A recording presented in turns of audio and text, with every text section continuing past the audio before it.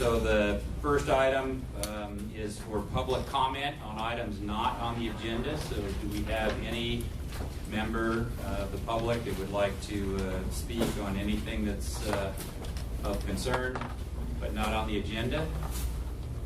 Seeing none, we'll move to item 3, Georgiana, Executive Director's report. All right, good morning, everyone. At the July 11th meeting, the TPO Governing Board adopted the Governing Board Strategic Plan for fiscal year 20 through 22. And this plan included emphasis areas to focus on for the next 3 years. They included safety, linking transportation and land use, sustainability and resiliency, innovation and leadership. And all of those emphasis areas are tied to our new 2045 Long-Range Transportation Plan goals. They also approved the Transportation Disadvantaged Trust Fund Planning Grant. They endorsed the Vision Zero and the Action Plan scope of services. They adopted the 2045 Long-Range Transportation Plan goals. They adopted the fiscal year 20 through 24 Transportation Improvement Program. They also adopted our fiscal year 20 transportation project priorities. And then they received a presentation on the State Road 528 design update from FDOT. In your attachments, you have the governing board meeting minutes as well as the attendance record for your reference. And those meeting minutes are for the July meeting. You also have an updated status of projects to keep you up to date on projects that is going on here in Brevard County. You also have our staff strategic plan. This is the final report for January of 2018 through June of 2019 to see how we have accomplished all of our tasks and goals. And we also included a letter of appreciation from FDOT for the Space Coast TPO contributions to bicycle and pedestrian safety. We were recognized at a statewide bicycle pedestrian coalition meeting. Kim and Abby does a phenomenal job in this area. We have a very active social media campaign promoting bike ped safety, not to mention all of the community events and education that Kim does for us. So we just want to thank both of you for all that you do for the TPO and the community. We also included the USDOT fact sheet for the proposed infrastructure award for the $90 million for the NASA Causeway Indian River Bridge replacement, which also includes the widening of Space Commerce Way and pavement rehabilitation on the NASA Parkway West. Space Florida was the applicant on that, and so Steve, we just want to thank you for all of the hard work that Space Florida did on preparing the application and the partnership with our NASA partners, and we couldn't be more excited about that award, so we appreciate that very much. Also, you had the Vision Zero Symposium flyer, and Kim, if you wouldn't mind coming up. The symposium will be held on Wednesday, September the 25th, 2019. And we also decided that every month when we meet, we will give basically a serious injuries and fatality report. We want to keep Vision Zero at the forefront of all of our meetings so you can understand where we're at as we kind of move through this process. So Kim, I'll turn it over to you so you can give that quick report. Thank you, and good morning, everybody. This report is in your packet. It is not on slides. It's in your packet. So if you'd like to turn to it, it's pretty easy to see. It's bright yellow and got black text on it, and it should be obviously towards the front.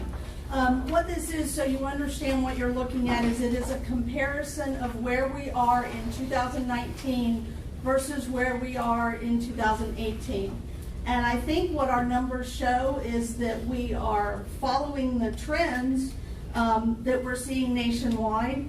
And in some areas we look like we're not too bad, but we'll definitely look at one where we're not good at all. So if you look at just overall serious injuries and crashes, in serious injury crashes, we're down 30%.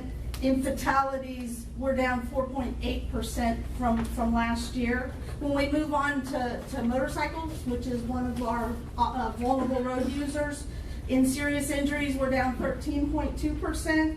And in fatalities, we're down 53.8%, which is a nice reduction. I know last year we had a terrible year for motorcyclists. I know the city of Melbourne, 50% of their traffic homicide crashes last year were motorcycles. So we really had a rough year. And then the last area, of course, is our bike ped area. Actually, serious injuries and crashes were down 34.2, which is good to see. However, if you look at fatalities for bike ped, year to date, as of the end of July, we're up almost 56%.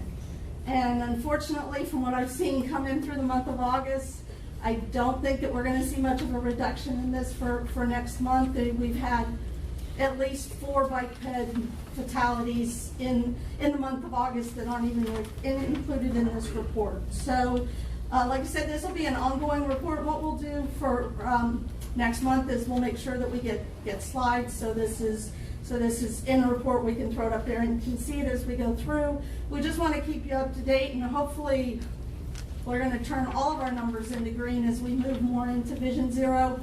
And as Georgiana mentioned, we are having our symposium that we're very excited about on the 25th of September. And if you are not registered and you would like to go, we have a very few spots left. We've had a great turnout. We have a great kind of group of people that are coming, a nice mix of law enforcement and planners. But you can see Abby at the end of this meeting, and she can go ahead and register you if you haven't already signed up. Thank you.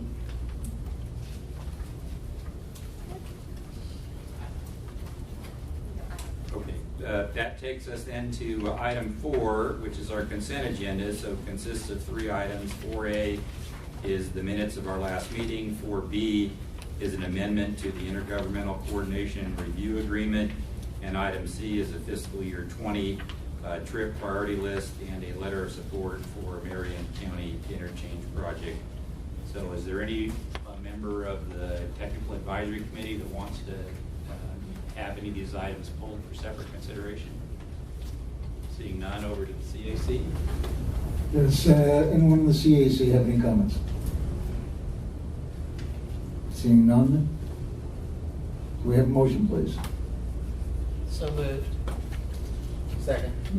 We have a motion and a second. Any discussion? All in favor say aye. Aye. All opposed? And from the TAC, a motion to approve the consent agenda as presented. So moved. I'll second. Denise, I a second. didn't see who the first was. Frank. Okay, thank you. All in favor say aye. Aye. Any opposed? Motion carries. That takes us to our action item, which is the 2020 legislative priorities and policy positions. All right. So every year, the Space Coast TPO formally adopts a platform of policy positions. The 2020 Florida legislative session will start January of 2020. The legislative committees will begin meeting in October this year. And of course, the Brevard legislative delegation meeting is scheduled for September the 25th at beginning at 2 p.m. at the Canaveral Port Authority. It happens to be the same day as our Vision Zero symposium, it's in the afternoon, this particular delegation meeting. So I do want to just kind of quickly review our legislative priorities, and we divided them into 2 sections. The first section is to support transportation priorities for all the modal agencies. So our top transportation priorities, the first bullet is to provide support for the Space Coast TPO's top priorities, to include the Ellis Road widening, 192 in Hollywood and Evans intersection improvements, the A1A urbanization, multimodal improvements, South Babcock Street widening, and the St. John's Heritage Parkway system. Now, these are certainly not all of our projects. There's no way we can include our priority list, but we do want to call out some of our highest highway priorities that we have. The next bullet is to support connections from I-95 to the Orlando-Melbourne International Airport. We wanted to make sure that we included the airport in here as well. This is new from the last adoption. And so with the new interchange access at I-95, the widening of Ellis Road from John Rhodes to Wickham will provide that direct multi-lane connection to the airport, which is going to benefit commuters and commerce. The next one is to expand Port Canaveral's passenger and freight capacity. So we've covered the C, invest in strategic port projects to expand passenger and cargo facility development and support intermodal connections to the port. Then, of course, we have to mention space, invest in space transportation infrastructure, continue to prioritize and fund spaceport projects in the FDOT Strategic Intermodal System 5-year work program. This funding stimulates public and private investments into a growing aerospace enterprise. So this is extremely important for our area. And then finally, we have rail, and that is to expand passenger rail in Brevard County, continue FDOT and private sector investment in quiet zones, and one or more passenger rail stops in Brevard County. That has been on our legislative priority list for quite a few years. So we've covered all the different modes. And then moving on to transportation funding, we're going to get into legislation that we would support. And that first bullet is establishes a predictable funding level of $250 million for the Transportation Regional Incentive Program. You know, TRIP funds predominantly comes from documentary stamps, and it provides matching funds up to 50%. And so this is extremely important. TRIP funding has fluctuated quite a few years. The 2007 levels were $149 million. In 2016, it was as low as $11 million, and that's not a lot of money from a statewide perspective.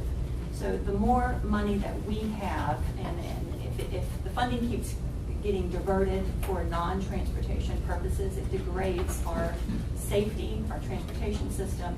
So this is something that the MPOAC supports on a statewide level, and it's something that I think is really important for all of our projects. The next one is to expand transportation revenue sources and stabilizes transportation funding levels.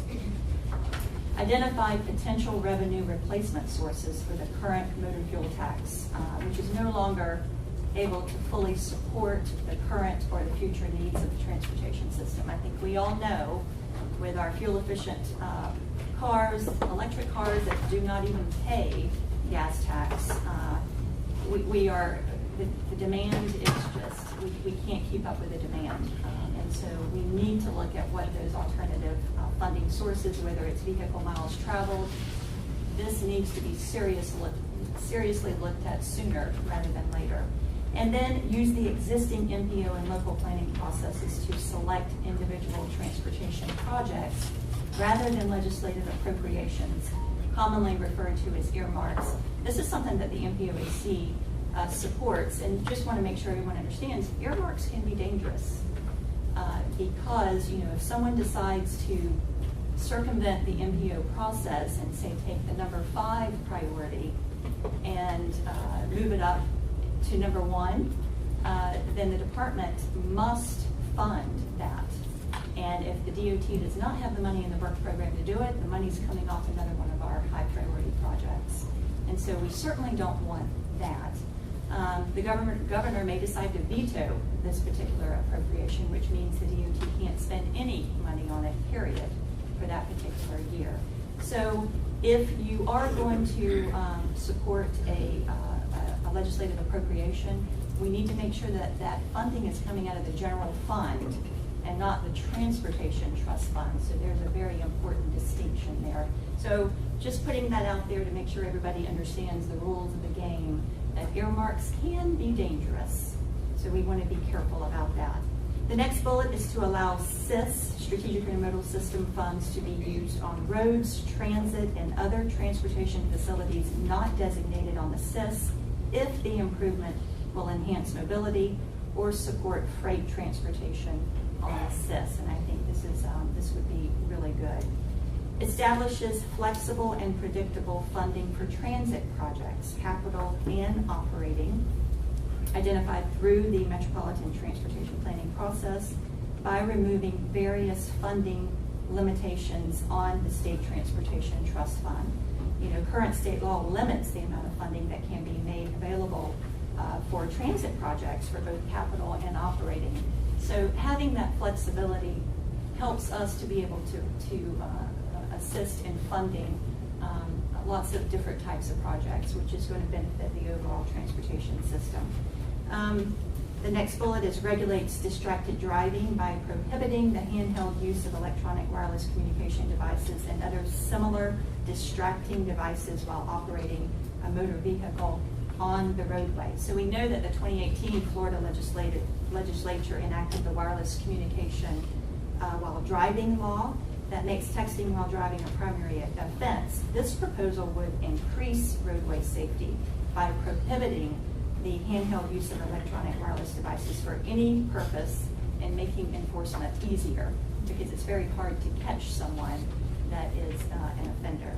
And then the last bullet establishes funding for amenities of the state's Sun Trail system. So as we know, during the 2015 legislative session, the Florida Shared Use Non-Motorized, what they call Sun Trail network was established. And of course, we have the Coast to Coast, the St. Johns River to Sea, and the East Coast Greenway. So those are our three regional statewide trail system. But having funding available for to fund amenities, and I know Pete, I think you mentioned this at the last meeting. We have these state-of-the-art trail systems, but there are times when we do not have the locals do not have the necessary funding for wayfinding trailheads, and so it really you have these state-of-the-art trail systems, and to have those very usually inexpensive amenities added to it is going to really enhance the trail, and I think that that's going to be really important if some funding could be set aside for that purpose. So these are the proposed 2020 legislative priorities, and we'd love to get some feedback and see if you approve these for us to move forward. Right, comments from the TAC? Over to the CC. Well, thank you, Georgiana, for the amenities on the trails. And we see miles and miles of trails, but no way to use them. Hopefully, there'll be some wisdom and put some facilities where we can park and use the damn things.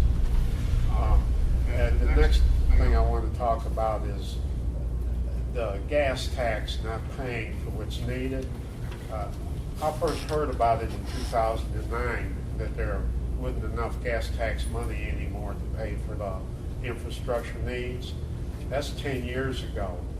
And I don't think any movement has been made to help funding sources in those 10 years.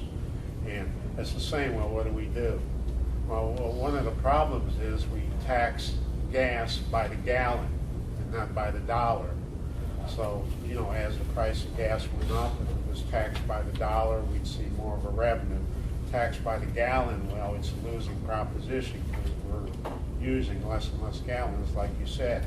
Are there any ideas out there besides charging us for miles driven?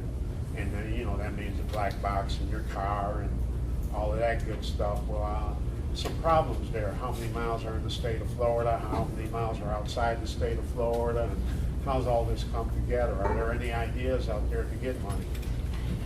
Of course, you could raise the gas tax. The federal gas tax has not been raised in over 25 years, 18.4 cents per gallon. And I think it was back in 1992. And I heard someone say that Seinfeld and Home Improvement was the #1 television shows back in 1992. So that's how long it's been since the federal gas tax has been raised. And you think about our budgets, we can't keep up with that. The state fuel tax is indexed to inflation, but I've heard of vehicle miles traveled. I think those conversations are taking place. I've also heard that there is, the legislature is going to be looking into doing a study on the impact of electric cars and what that's going to do to our fuel tax or the revenue. You're right, Pete, this has been talked about for many, many years, and we're going to have to get to a point where we need to have a plan on what we're going to do, because the demand here in Florida, it's just not keeping up with the revenue. For the cheapest for us citizens, sales tax. Because we have so many tourists come to our state. That's right, yes. And they spend an awful lot of money in the state that they would be chipping in big time. That's right, because they're getting a free ride right now. Sure. You're I right. mean, that's just in my head. That would be the cheapest for me. The citizen taxpayer would be, even if it's just a half a penny sales tax, it would be the most profitable for the state of Florida and the less expensive to me. Well, with that said, I'd like to move on to the texting and driving. I have interest in this because I got creamed by a distracted driver. So as far as I'm concerned, get your cell phones the hell out of the car. But with that said, if I understand this correctly, Bluetooth would be acceptable. Yeah, you know, if you have Bluetooth in your car where you can talk through your Bluetooth, as long as you don't have a cell phone in your hand. Do I understand this correctly? Because you can make a call without having a handheld device in your car now. And a lot of us do that, where the phone will ring and you just answer it, and then you can have a conversation through your Bluetooth without having a handheld device. That's my understanding. Laura, when this was talked about at the MPOAC, was this a big topic of conversation? As long as it, so it, okay.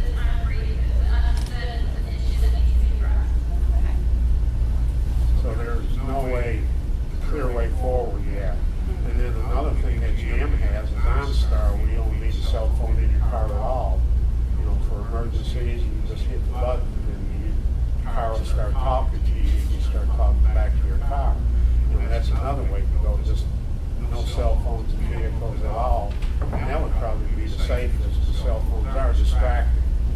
And once you've been creamed by a drunk driver, you know drinking and driving, right? But if you look on the roads, you see a lot of fishy driving, usually they're texting or on the phone. So we know it's an issue out there, and we know it has to be addressed. Regardless of what the public thinks, they love talking on their phones, love checking social media while they drive. It's dangerous for the traveling public. So there isn't a clear way we're going to go on it yet. We're not sure if no phones at all. I mean, is it the proposal? Ken, do you have a thought on what is being discussed? Yeah, so when the bill took effect in July, and actually there's still not, I mean, it's being staged in, that was, it only prohibited texting and drive. It didn't rule out anything else except in school zones and construction zones where you had to be hands-free. You could be using your map, you could be doing all of this stuff, and you still have the same problem. You've still got a device in your hand. So this, and at the time when that law was brought in, the House and the Senate were on opposite sides. One of them wanted completely hands-free. So this is just that next step to make it makes it so it can be very easily enforced. In other words, if an officer sees you with something up by your hand or even in your hand at all, that you're looking at a map, then they would be able to stop you as a primary offense. And the reason I mentioned the Bluetooth or hands-free, that'd probably be an easier sell to the general public, where they can still communicate, they just can't hold it in their hand, you can't text. And Bluetooth would be the same thing as the hands-free that's built in. Yeah, right. And I'm just throwing that out there because the new cars have that. You know, it's in your stereo system, you just hit a button and you answer your phone, just the way new cars are. Of course, my old truck doesn't have it, but who cares? I don't talk when I drive anyway.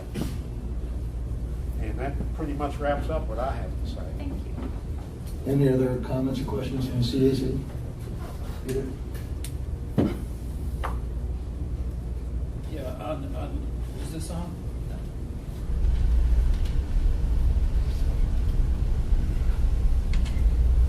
Yeah. On legislative priorities, a while ago, Bob Cam mentioned that it took, on average, 15 years in order to complete a road project. And I think the legislature ought to study exactly why it takes 15 years and what they can do in conjunction with us to shorten that that window. I mean, I look at Malabar Road, when they first wanted to widen that, it was estimated to cost $3.8 million. Today, it's $78 million. It seems to me that we could, if we shorten that window between concept and completion, we could save the state and the taxpayers hundreds of millions of dollars. And so, to me, in Bob's memory, I think we ought to at least express an interest in having it studied.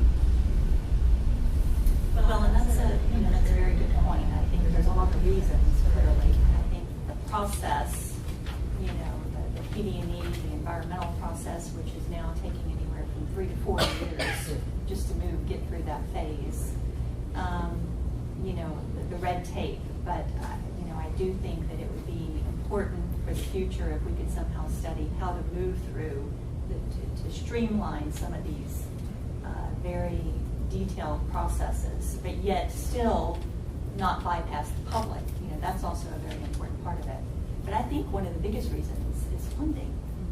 I think it's about the money a lot of times. If we had the money to move some of our priorities one phase after the other, instead of like sitting on the shelf, we could really get some things done. Unfortunately, we don't have the money.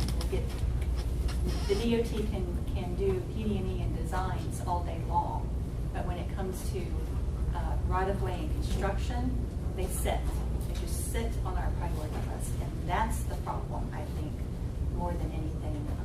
So I do agree with your point, but I think the funding side of it would help solve a lot of those problems. We need more money. Jamie, we need more money.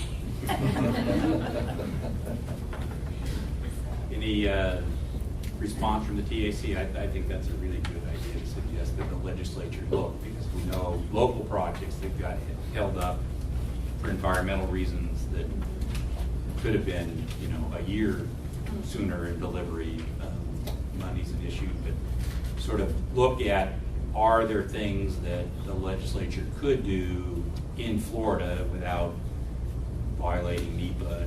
Sure. So are there things that we could do in Florida to speed projects along? I think it's a really good idea, and I think we ought to add that to the list. To the list, suggest that the board, look at, if the legislature looks at it, are there some things that even a year speeding up a project can be a big deal if it's a critical thing. So I think it's a great idea.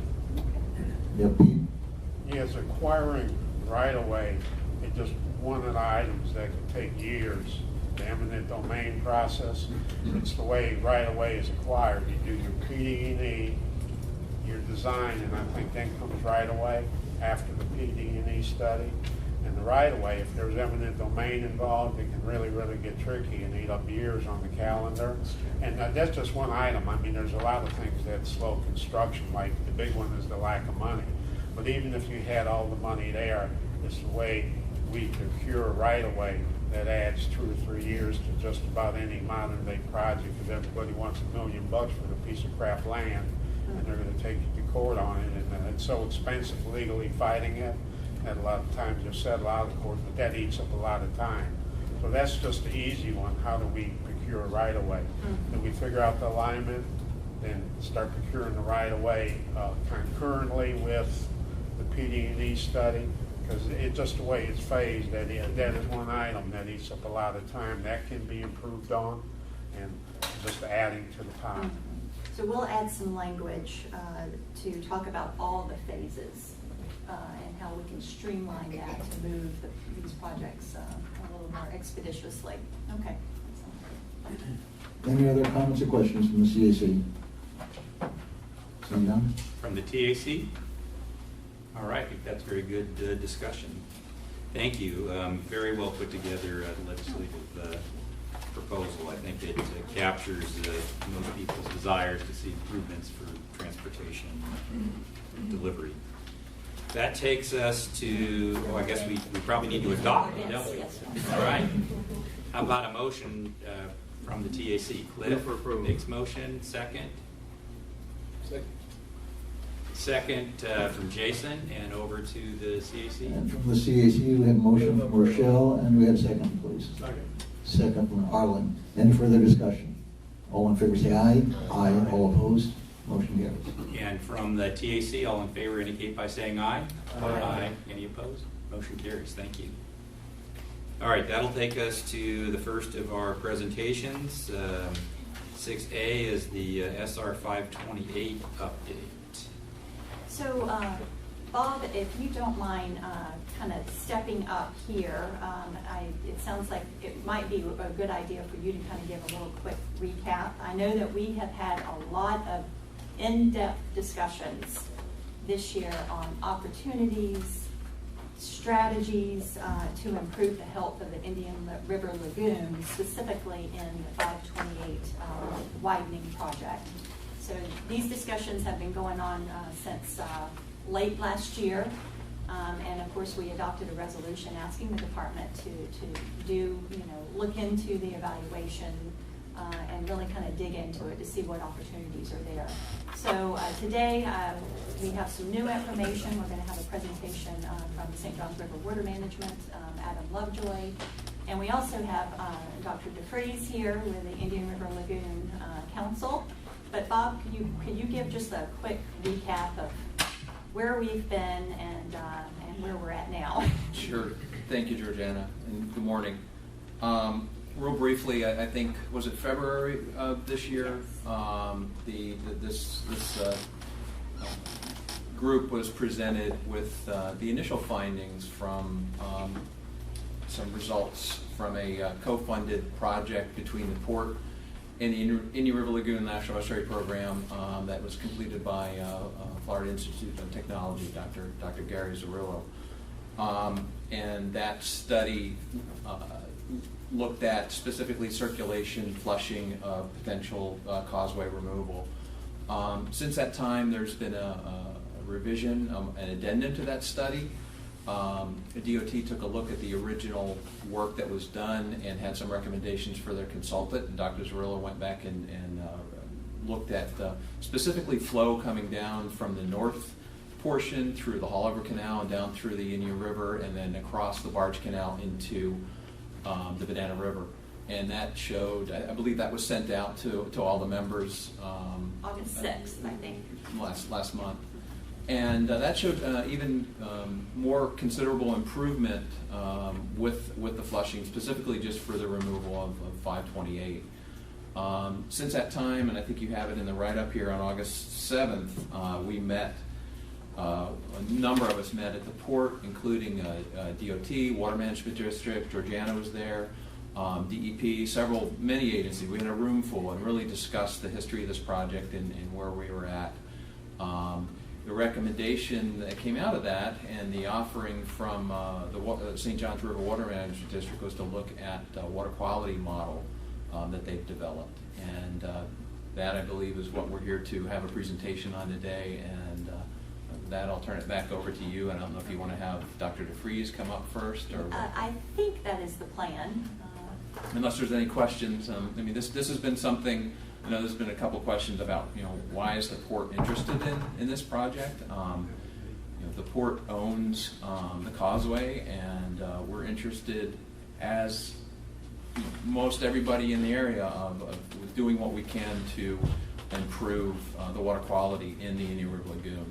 That's the reason we partnered with the Estuary Program to take a look at this project, and this dates back almost about 2.5, 3 years ago, when we broached DOT with the subject about, hey, can we look at this and see what the potential improvements are? And that kind of started this process. So my understanding is the project is still in a holding pattern. Mm-hmm. We're trying to get all the best data we can to show what will this removal do to the waterway, and specifically we're just looking at the removal of the 528 piece across the Banana River. That's really what originally we looked at both 520 and 528, and that's really where we've come down now. But the port has a vested interest. I serve on Dwayne's management board with the Estuary Program. I have a personal interest in doing whatever we can to improve water quality out there, to get the river back to where it once was. So, with that, if there's any questions or. Just a comment, I was the one bugging Bob about why is the port interested in it. I'm naturally suspicious when the government entity takes it upon themselves to do a study that, to me, you're not removing pollution, you're just stirring it. You know, if you're just stirring it and not removing it, wouldn't the money be better spent in removing the pollution or finding the source and stopping it? So hey, port, well, what kind of crap did you put in the water that you want to stir some up and send it south and lower your concentration? And that's how that started, that some people had a question why the port was looking at it. It was me and just my natural suspicion of why an entity like the port would come up with a study that I think is way beyond what the port does, because they handle incoming ocean vessels. So why are they concerned about moving the causeway? What are they putting in the water? But he addressed that to my satisfaction, kind of. I'll never be satisfied with a government answer, but I'll rest my case. Real quickly on that, the port has virtually no discharge into the Banana River system, specifically with our the way the port facilities have been developed, and specifically the way the port has directed the development is virtually every drop of water that comes on the port goes through a stormwater treatment and retention system, and that discharges back into the harbor. We have no direct discharges going into the Banana River, but this is really, this specific project is really related to the port's interest and from our commission, down to me as a staff member, of being a good steward of the environment and seeing what we can do.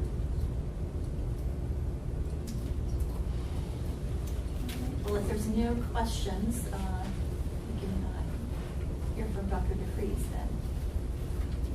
Bring up the 18.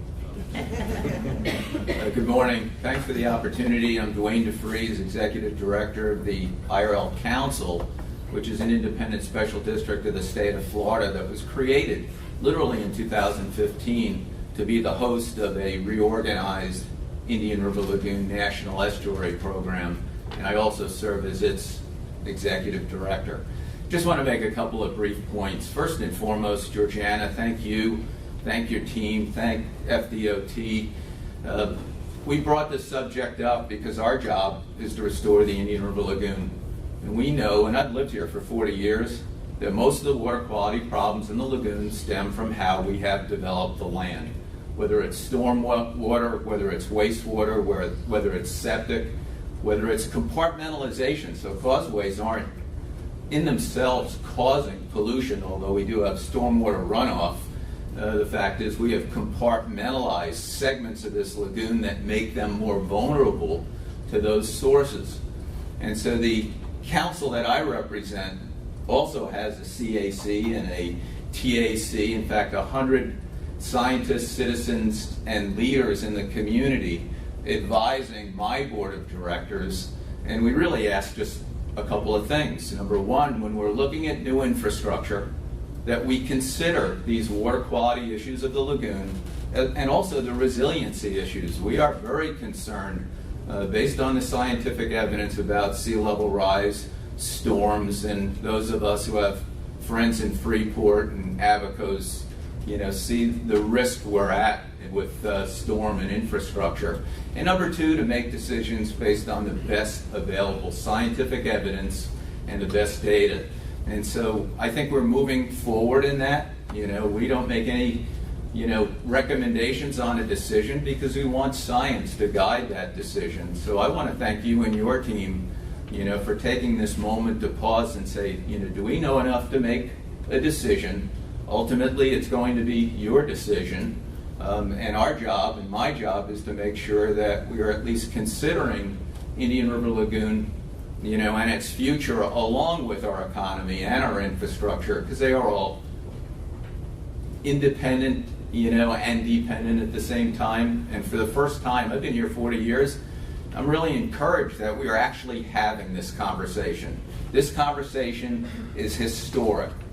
Rarely did we build roads or bridges or buildings, and think about the larger context of where water goes and what it does to our estuaries and nearshore waters.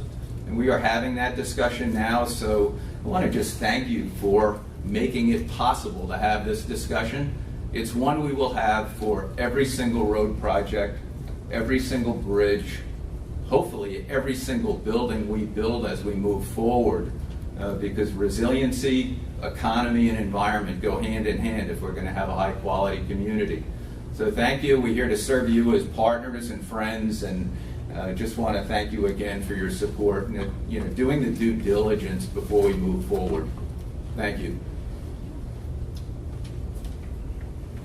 Any questions for Dr. DeFries? All right, and so let's hear from Adam, and then from St. John's River Water Management, and then after Adam, let's hear the DOT's comments on all of this, okay? Thanks. All right, good morning, and if you are worried that you're about to hear a big scientific, deep in the weeds presentation, I have good news for you. That is not going to happen. I'm going to just kind of quickly run through what the request is, why we're asking it, and then what you can hope to learn from the modeling that we're proposing to do. So move right into it. So the request is just to pause any further development of the 528 widening project for 6 months, so we, the Water Management District, at our cost, can conduct a water quality model to answer the unanswered. There's been a lot of discussion about this, as you've heard, but the actual answer to the question of what would the water quality benefit be if the causeways were reduced or removed, no one has that answer right now. Unfortunately, now at the district, we have a model that we've developed. We don't have to go out and procure anything for it. We can do it and answer a pretty important question, we think. So what if any water quality benefits would be realized if the causeways were reduced or removed? So why are we asking? You heard about the August 7th meeting, broad stakeholder support from that discussion, and again, just very appreciative for everyone who was a part of it. And I think this is a very, very excellent opportunity for all involved. And before I worked at the Water Management District, I was Government Affairs at DOT, District 5. So I have a healthy appreciation for the planning process and what you all do and TACing and the CAC and then what your board does, and the opportunity to kind of look at this. And when I look around the room and the meeting on the 7th, every agency in that room is looking at things differently, doing things differently today than just a few years ago or a while ago. And that's certainly true for the Water Management District. So, but for this question to have kind of broad support is great and a good opportunity for all of us. So we're also asking because of the obvious tremendous public investment in the lagoon in the past, the present, and moving forward. Whether it's Water Management District through everything we've done at the Upper Basin and coordination with the state and federal dollars there, and a lot of district money, all the projects, district-led projects that we've done, the Oak Alley dredging project that just finished, a lot of the cost share projects that we partnered with your communities on. You all know there's so much effort going into it, and they're all small, medium, and potentially large pieces to a very large and complex puzzle. So there's no silver bullet to any of it, but we think that looking at these causeways is enough of a good enough question to say, man, this might be a decent piece to the puzzle for the water quality and the health of the lagoon system and restoring it. Obviously, the cities and the county with the half penny, very invested, and we all know Dwayne and the NEP and their efforts. So tremendous collaborative effort already in place, and so this is kind of part of that. It's a once-in-a-lifetime opportunity because this road, with the improved roadway, the lifespan of that is going to be for many decades. So the opportunity to look at it and potentially address the causeway issue, if it provides for decent water quality benefits, once in a lifetime for all of us in this room, most likely. Governor DeSantis' executive order, soon after taking office, sweeping executive order, set the stage for his priorities, and the legislature was the backdrop for his budget request to the legislature, which called for record funding for water issues, water quality, water supply, and that's set up the Blue-Green Algae Task Force. So in terms of priorities for where we are in this administration, where we are as a state, couldn't be clearer from the governor. And then the legislature even rose the ante of the governor's record request and provided record legislative funding during session. So it's when you look at everything that you all are doing at the local level, we've partnered with your communities, and everything that we're seeing at the state level, the priorities in this arena are pretty clear. So what can you expect to learn from the model? Again, basic question of what benefits will be realized if the causeways are reduced or removed. Multiple scenarios, existing conditions will be looked at, partial causeway removal, full causeway removal, a real broad understanding of what you could expect to see. We'll find out impacts on nutrient levels, salinity, water temperature, and water clarity. And just continue on the what can we learn. How will flushing and circulation change with causeway removal? So I know there's some good work done at FIT, but our model will look at that as well. Where, when, and by how much will water quality change, and what impact will be seen downstream. So that's it.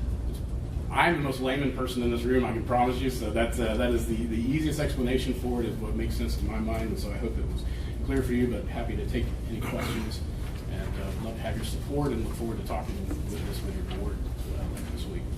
Correct questions for Ed? And I have an actual expert with me, Sherry Brand-Williams, in case there's any questions that want to go into some of the modeling methodology and stuff like that. She can answer. Well, to start off, I'm very concerned about the quality of the Indian River and the Banana River.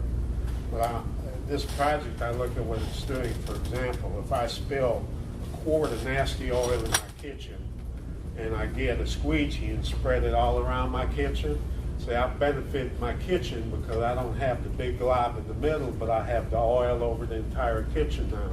That's really not cleaning. And that's kind of what we're doing, kind of spreading it around a little bit.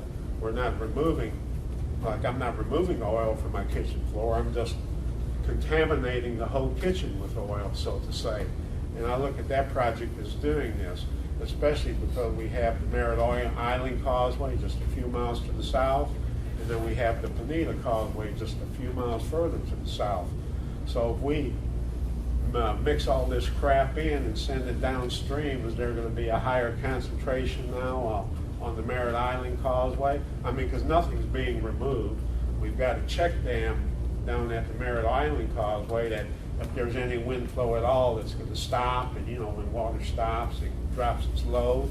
So we're not cleaning, we're just mixing and sending the crap downstream, but there's not even a downstream because there's no tidal flow. But yet, we're just mixing the crap in and letting it settle someplace else. So in my brain, and I'm just a dumb citizen, I know very little, but we're not removing any pollutant. We're just mixing it up and sending it somewhere else in the Indian River Lagoon.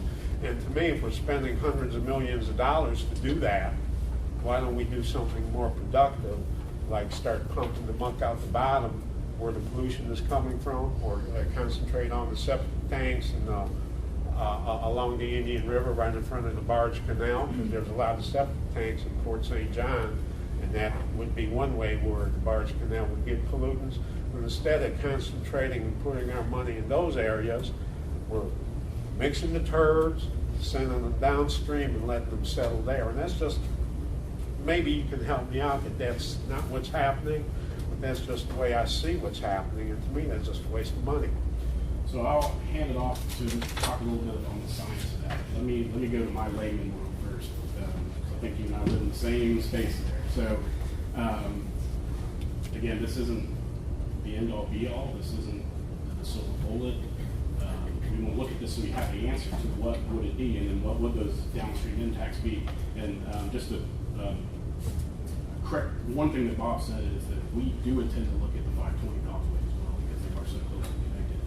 It's a system. It's a complicated, important system. So we want to know what are the downstream impacts. We want to know all the things that you asked. We don't have the answers to, but we can answer a lot of that with this model. That's forward. So, but in terms of septic tank and all those other things listed, we can sit here and talk all day about all of the different efforts that have gone in and are going into all of those other issues that have to be addressed. And obviously that's what the county is engaged in, and they're planning with the half penny and all of that. So we're looking at this as just one more of a potential, all of these complicated pieces that come together and things that we're already funding for septic to sewer and other efforts that are going to have to continue and all of that. This is just a piece of all to potentially fit into all of the other projects that you're talking about.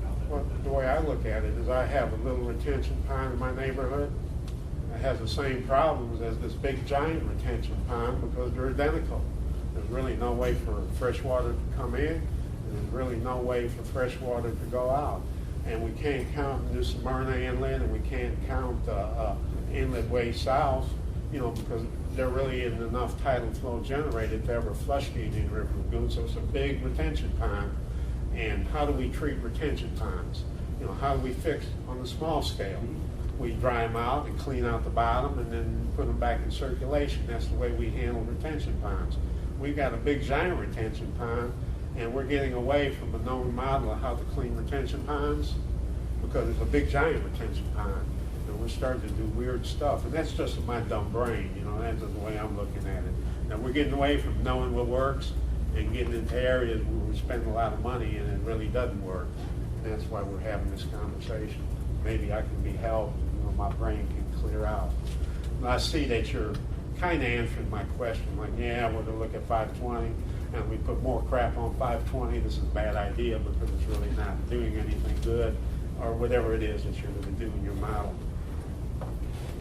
That's the whole point. We don't know what the answer is, and that's we want to have the answer because there's a lot of people who are asking the question. I've got two questions. One pertains to back years ago, before as the Space Center was being developed, there was an inlet in the Playland Beach area. Is that going to be taken into consideration? What that? I think they did a study on it once before, but I haven't seen the study myself. What impact reopening that inlet up again is number one. Number two, used to be a lot of shellfishing in the lagoon. There's no shellfishing anymore. There's a ton of clams that take up a lot of the sewage. I don't know if that would benefit the project in any way or not. So what we're asking to do is to study, to use this water quality model to study the reduction of the little causeways. Question about inlets or shellfish and all of that. There's really good conversations to be had there. Yeah. Probably at a different time, or take part in some of Dwayne's meetings and stuff like that. That's not what we're addressing here, but some of that information will help. We can take some of this information and say, for example, come up with an idea of what it may mean in terms of impact to seagrass, for example. Right. That would require further analysis, not answered with this particular modeling that we're asking for the 6 months ago. But I know Dwayne would love to talk to you about this topic. For sure. Steve, do you have a question? I have some questions, but they may be less about what the proposal is here to study an additional 6 months and more about, does that 6 month delay, what's the impact of that to DOT? Why are we expanding to 6 lanes in starting 2028, I think is when that construction project would begin? Is that still needed by 2028 is probably my first question. And I don't know if anyone in this room can answer that question.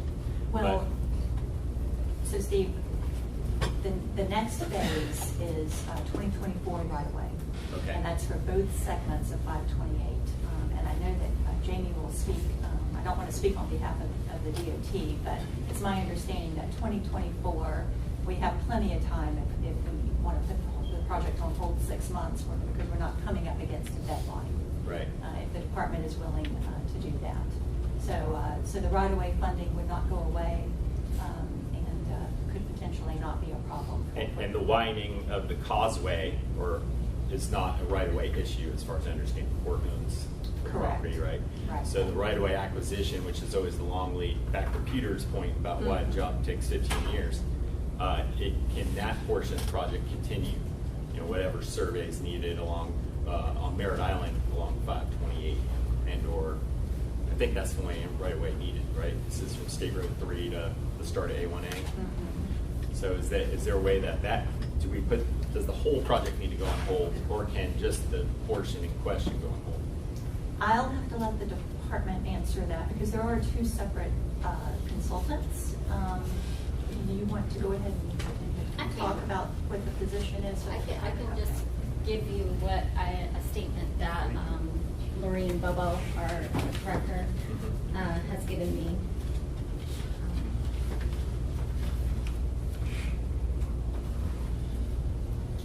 The department has reviewed the current status of the State Road 528 projects and has concluded that the schedule will be able to handle a continued hold for another 6 months as we await the results of the St. John's Water Management Quality Study. With over 15 years of work on these projects, we're hopeful that the results of the study will allow the TPO board to make an educated decision on the best way to move forward with the projects. That was the response. Yeah, that really doesn't say if it's a hold for the whole project or not. I just know that studies often lead to more studies, being an engineer. I love studies.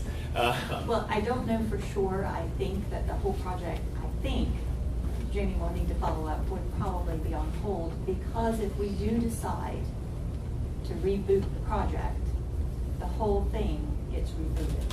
And that was very clear when the department presented in July.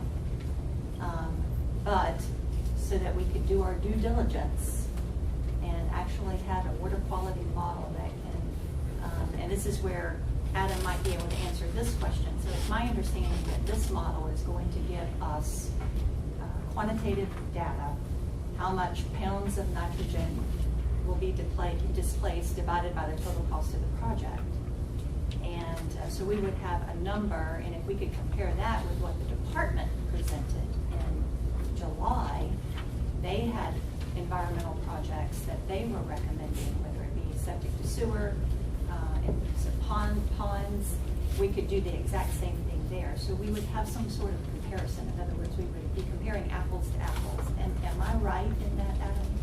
Is that what we're going to get at the end of the day, or the end of the 6 months? So I'm going to ask Sherry to come up in just a second. Okay. But just to kind of recall my most recent discussion with Maureen, in my conversation, and appreciate that statement as well, of that there are some other mitigation parts of this that, so she and I talked last week, kind of agreed that they're not going to submit anything, or they wouldn't submit anything in terms of permit applications, but we would circle up and see if there's whatever discussions we could have about some of these other pieces to kind of get, at least have those kind of discussions and see if there's, short of reviewing permit applications, have a clock running, but talk through some of these other things that are unrelated to the causeway so that they can help get into good posture in the future. Carrie, do you want to tackle the kind of the quantitative nature of all of this? And I don't know that we would want to kind of guess in terms of how it would impact the cost, and on those. We can kind of theorize that, but I don't want to speak specifically to that because I don't want to be wrong on that. But in terms of the quantitative nature of the model, it's something I think that would be appropriate for us to talk about. You told me I didn't have to talk today. We don't want to get too technical, but just to kind of understand what we're going to get from this. So I'm Sherry Britt-Williams. I'm the Bureau Chief of the Modeling Group at the district, St. John's River Water Management District.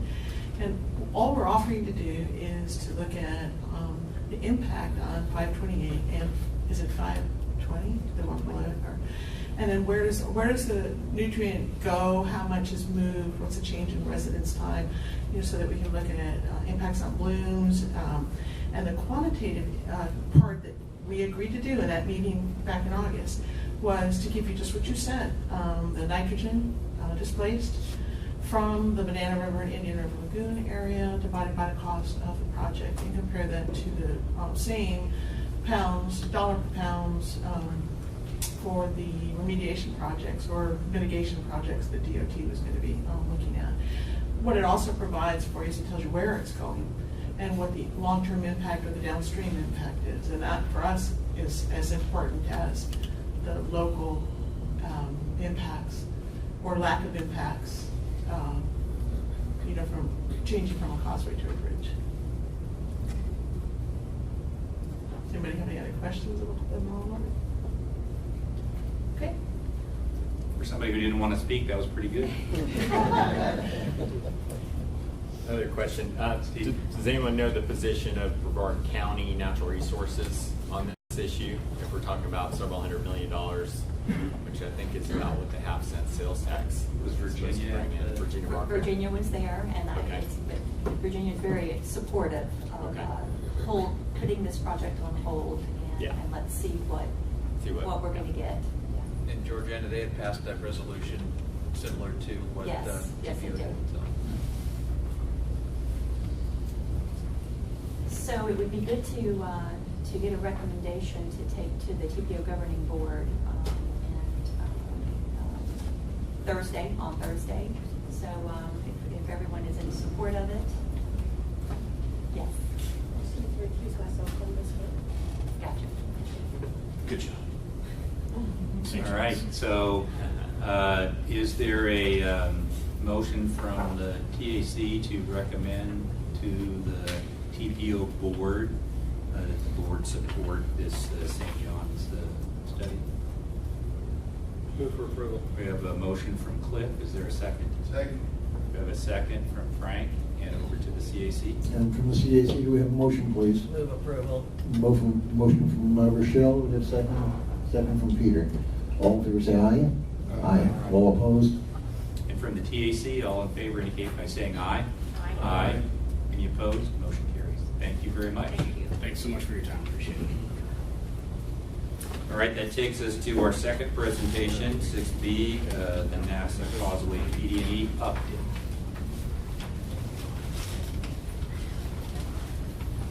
Hello all, thank you for allowing us to give you an update on our PD&E study. My name is Mary McGee, I work for the Department of Transportation, and I'm joined today by Ralph Beauvais. Ralph is with the Volker team that is actually conducting the PD&E study for us.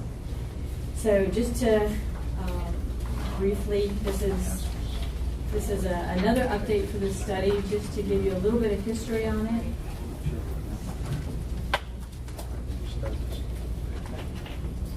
Okay. Just to give you a little bit of history on it, we actually started our study in February of 2018. The Volker team was given notice to proceed at that time.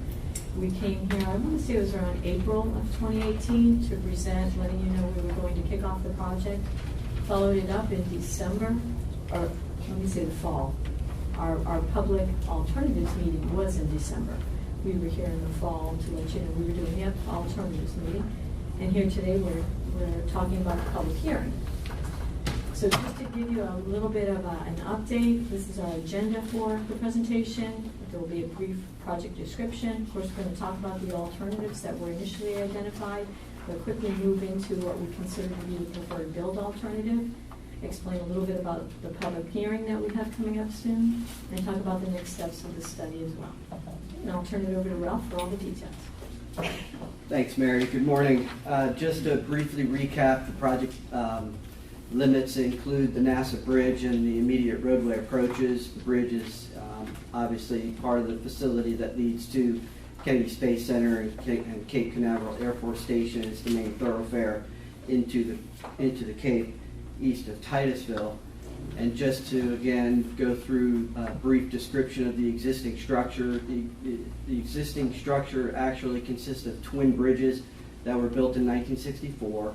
There's a total of 58 spans or openings between the piers. The main span over the navigational channel is a movable structure. The total length is just under 3,000 feet.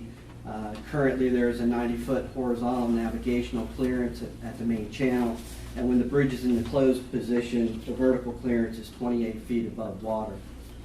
The purpose of the project is to address the structural deficiencies with the existing structure and to be able to provide the safe and efficient movement of space freight while enhancing economic development in the region. So really we're going through this evaluation to improve the carrying capacity and the load rating to support the existing and future transport needs of NASA, Kennedy Space Center, the Air Force Station, and their commercial launch partners.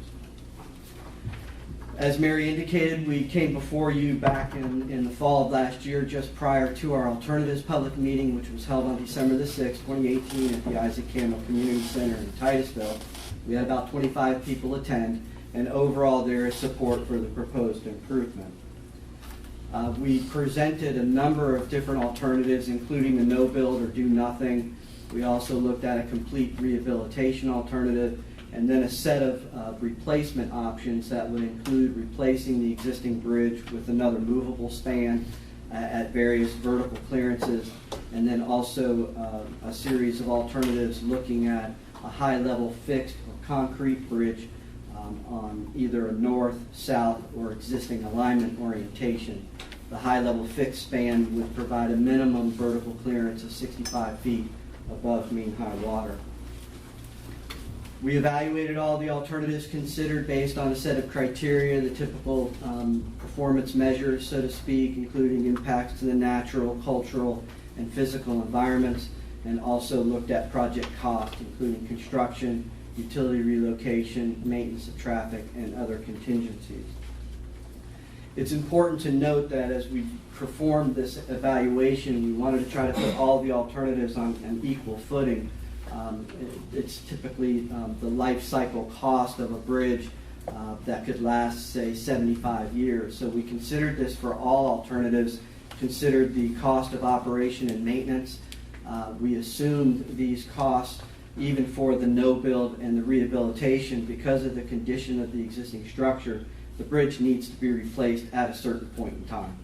And so there is a time schedule to continue to provide for current and planned transport and payloads to the Cape. That time certain is within a 5 to 10 year period. So we wanted to consider that for all the alternatives. In addition, we looked at the maintenance of traffic and the need, because of the launch and transport operations, there is a need to maintain 2 lanes of traffic in each direction during construction. So those were 2 very key aspects of the evaluation process. There's a lot of information on this slide. I'm not going to go through all of it, but this was basically the evaluation matrix that we presented at the Alternatives public meeting. And as we went through the analysis, and you can see on the total cost, because of the life cycle cost analysis, the no-build and the complete rehabilitation had pretty substantial costs. We'll continue to keep the no-build alternative as a viable alternative through the PD&E study process. You can also see from this analysis that the movable alternatives 2 and 3 represented the highest of all alternatives considered after the rehab alternative. So that really got us focused down then to looking at alternatives 4, 5, and 6, which were the high-level fixed span. Alternatives 4 and 6 were favored because of their ability to maintain traffic, 4 lanes of traffic at all times during construction. And then further analysis led us to the identification of alternative 6 being the preferred build that is going to the public hearing in October. So just very quickly, alternative 6 is a high-level fixed span concrete structure. Will provide dual structures, 2 travel lanes in each direction. Will provide improved shoulders on each bridge, and again, the minimum 65-foot vertical clearance over mean high water, and improving the navigational channel to current Coast Guard standards of 125 feet. This alternative will allow ongoing launch and transport operations to continue, and will provide 2 lanes of traffic in each direction during construction. So we'll be presenting the details of the preferred build alternative as well as the no-build alternative at our public hearing scheduled for Thursday, October 17, 2019. You are all invited. We'll be at the New Life Christian Church just south of the bridge, 6755 South Washington. We'll start with an open house at 4:30. Folks will come in, talk to us informally. We'll have a court reporter and comment forms for folks to make formal comments. The hearing will officially begin at 5:30. And so just our next steps following the public hearing, we'll wrap up the PD&E documentation through the winter of this year. The study is anticipated to be complete in spring of 2020. And in the spirit of streamlining, we've been overlapping the design phase, and also we'll be overlapping the permitting phase along with the PD&E to try to accelerate and get the project ready for construction as quickly as possible. Further information can be obtained by Mary or myself. Our contact information is there on the slide. And with that, Chairman, Director, we'll stand for any questions that y'all might have. All right, questions for Ralph or Mary? I'll probably see you at the public hearing. Yes, sir. But in advance, is any thought being put in for a bicycle lane going across the bridge? Because eventually they're going to widen the causeway. And I mean, what a beautiful place for a bike ride. You know, you've got miles and miles of water on both sides. Right.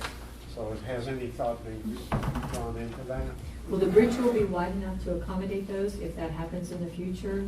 But at this time, there's nothing that will connect to any kind of right. existing. But the bridge, you know, if we were to restripe it and things like that, it would be wide enough to accommodate those kind of. Let's see, is that a shoulder Yes. of cars plus bicycles? Yes, it'll be wide enough for bike lane as well.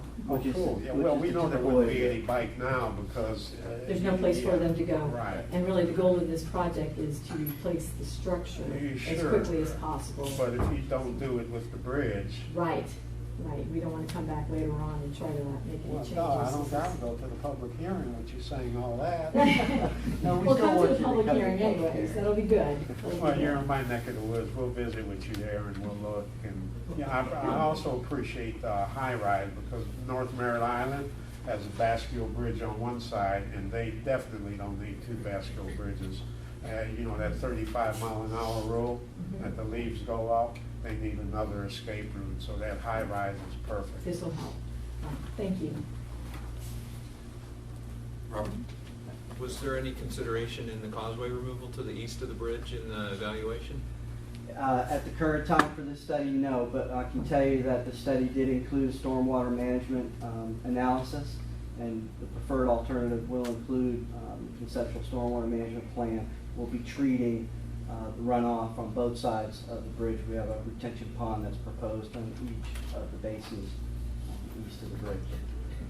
And one of the things that we were slightly interrupted because of the hurricane was completing our survey for the seagrass.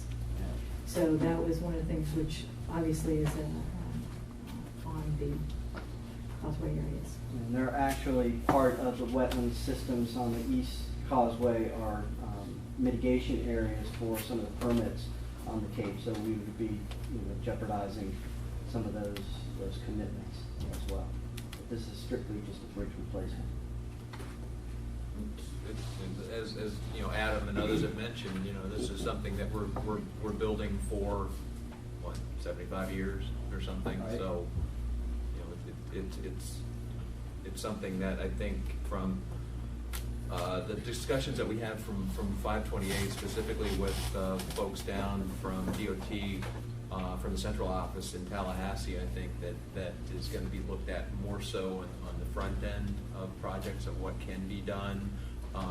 Looking at the whole scale of the project. So that was good. I think that came out of that meeting that it is going to start to become, sooner than later. But, certainly, anything that can be done, as Dwayne mentioned, anything that can be done that's going to help improve long-term conditions, with all the other projects that are being done by the county and many other of the partners in Indian River Lagoon to remove nutrients, improving flushing and circulation. I think will also be a big part of that. So we certainly understand the importance of water quality in the Indian River Lagoon. Right now, stormwater off the existing bridge and the causeway are not treated. So we will be providing treatment as well as compensatory treatment to treat the entire new improvement of the bridge. So we feel that that's a net benefit. There's no treatment now, and when our preferred alternative moves forward in the design and permitting phase, there should be no net increase. We feel that that's a benefit. For compensatory, are they also looking at the causeway or just the bridge? It's treating the bridge improvement, but because of the distance in the east basin and the location of the proposed pond, the compensatory treatments basically an equal amount of runoff from the bridge and that portion of the causeway. Does that help? You actually don't get a whole lot of nutrient loading coming off of bridges per se, but no, I understand. All right, thank you. Other questions? Ralph, real quick, the 2,993 feet, is that the open span That's the length of the existing bridge. That includes all the concrete structure as well as the main span. Okay, The so that's new bridge will be about 4,000 feet. okay. And is that span over water? Yes. Okay. And going to 4,000, is that over water as Yes. well, or did the causeway where they end stay where they are now? It's pretty much causeway to causeway. Yeah. Okay. Any other questions for us? Thank you very much. Thank you. Look forward to seeing you all at the hearing. Thank you. That takes us to item 6C, the presentation on the Banana River Pine Tree Drive Complete Street Feasibility Study.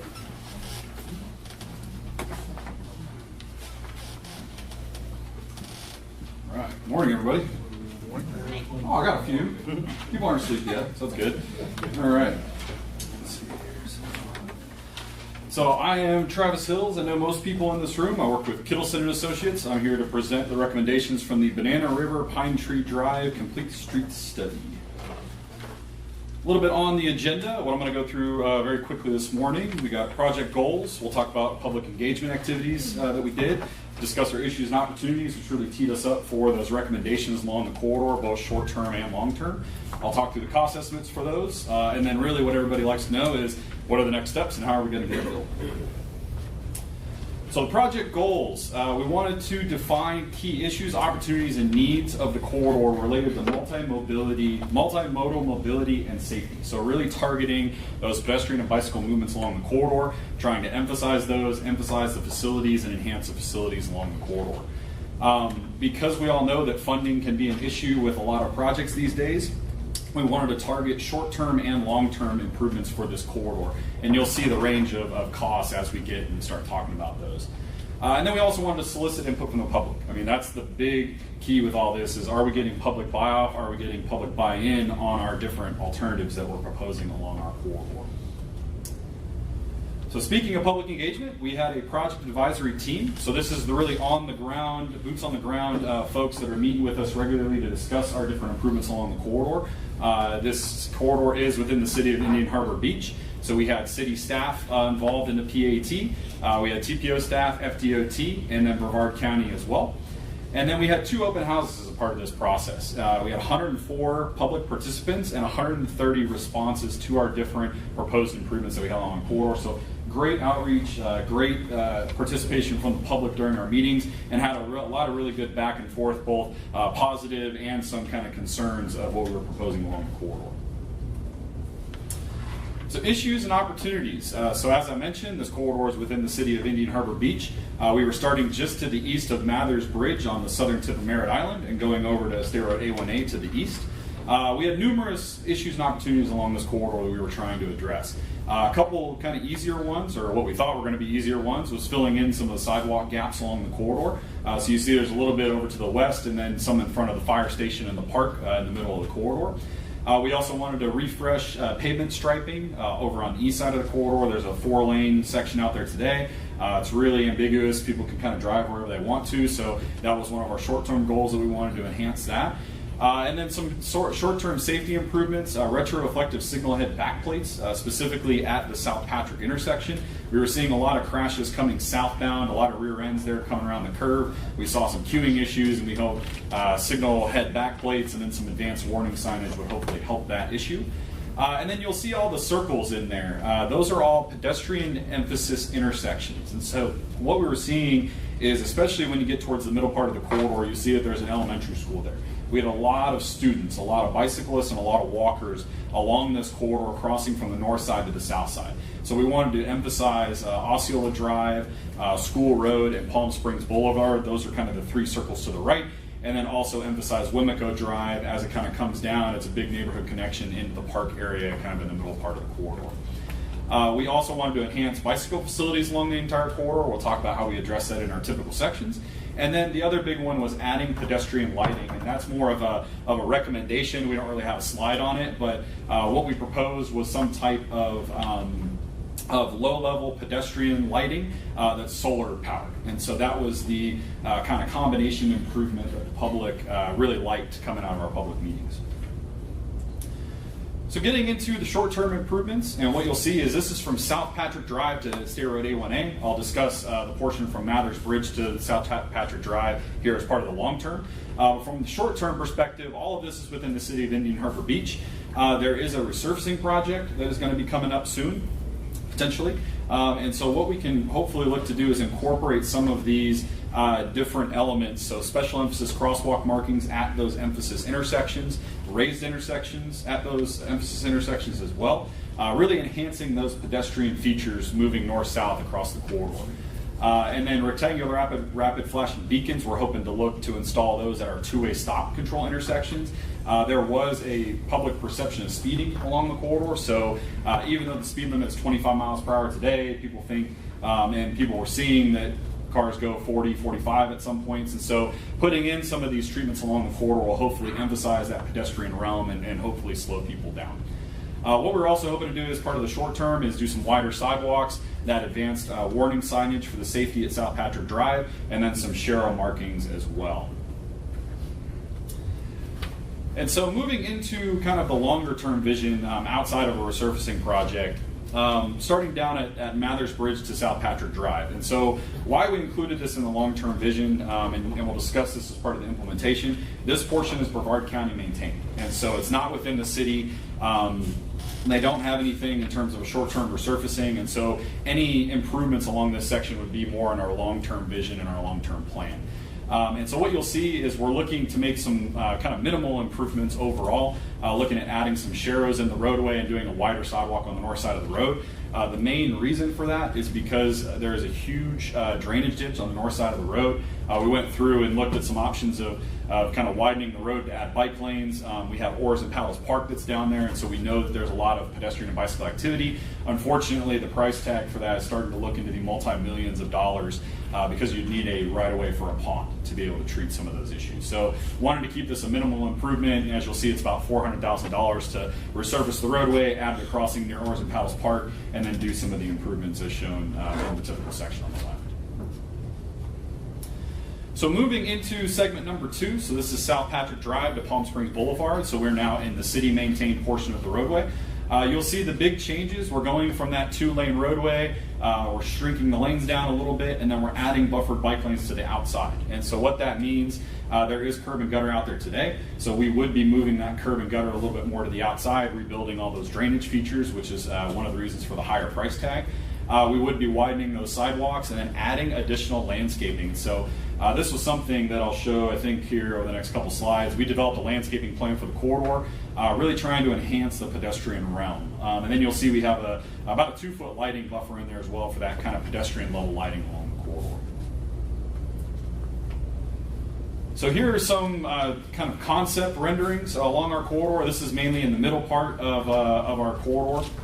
You'll see that we have the fire station and kind of the public park just to the east of the fire station. We're adding that new sidewalk, or filling in that sidewalk gap on the south side of the road, making the sidewalk wider. And then what's interesting is this Osceola Drive intersection, and you'll see that Pine Tree Drive is kind of the diagonal roadway it comes up. Banana River Drive is your more horizontal roadway, and then Osceola is your intersecting roadway.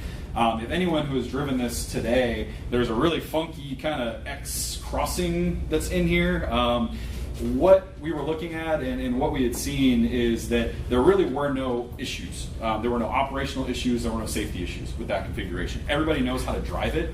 The people that don't, slow down enough so they don't cause any issues when they're trying to figure out what they need to do. The issue that we had when we were developing this concept and we're adding those buffered bike lanes is you can't run the buffered bike lanes through that kind of weird X configuration that you have there today. So what we were proposing is making Pine Tree Drive, as it approaches the intersection, essentially a one-way road. We would tee them into Banana River Drive and kind of that new, or it's an existing driveway, but we would formalize it into a new intersection. There were some conversations about maybe pulling that intersection further to the west, more in the public park. City was supportive of that to help kind of reduce some of the conflicts and queuing issues that we would see at that intersection, especially during school hours. And then to show what that potentially may look like, We did some 3D renderings. I didn't mention this during the public meeting slide. We showed these, and you could actually get on the ground, put on the virtual reality goggles, and kind of see what it would look like if you were standing at this intersection. So you'll see we have our buffer bike lanes incorporated. We have the raised intersection, have some pedestrians out there, and then you'll see kind of on the top that one-way approach coming from the east Pine Tree Drive. And then, as I mentioned, we also developed a landscaping plan, or a landscaping alternative. I didn't want to call it a plan because we don't really know what it's going to look like. This is just more of a sketch level, as you'll see. We did make sure that all of the landscaping, all the plants that we were proposing were beachside friendly as well. And that was a big concern with the city, is we didn't want to go out and propose a bunch of trees that weren't going to work with the sandy soil or would get blown over in a hurricane. So now moving a little bit further to the east, this is our last kind of smaller section, and this is the 4-lane section that's out there today. We're proposing to go down to 2 lanes, make it consistent with the rest of the corridor, add those buffer bike lanes in, and then provide those wider landscape strips, both to the inside and to the outside of the sidewalk.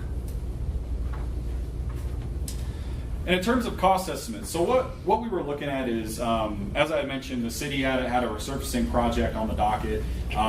We were looking at short-term improvements to incorporate with that resurfacing. So you'll see that just under $2 million cost, that would include the resurfacing of the roadway, wider sidewalks, the raised intersections that I had mentioned, those new crossings with RFBs to enhance those school crossings that we see along the corridor, and then also including some of the safety features of South Patrick Drive. What we also looked at was a longer term vision as well, and so that adding buffered bike lanes, doing more of that drainage work, that longer term vision along the corridor, you'll see that's about double, so it's coming in just under $4 million.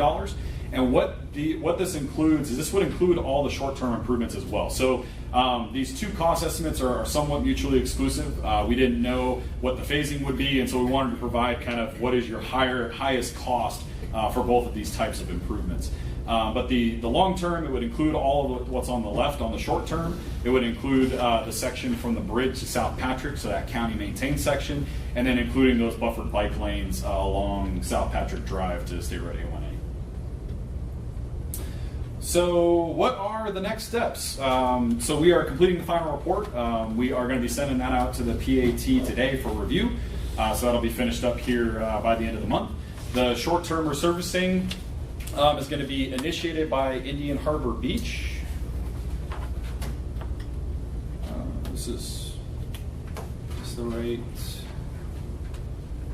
Yeah, that's right. Okay. All right. So...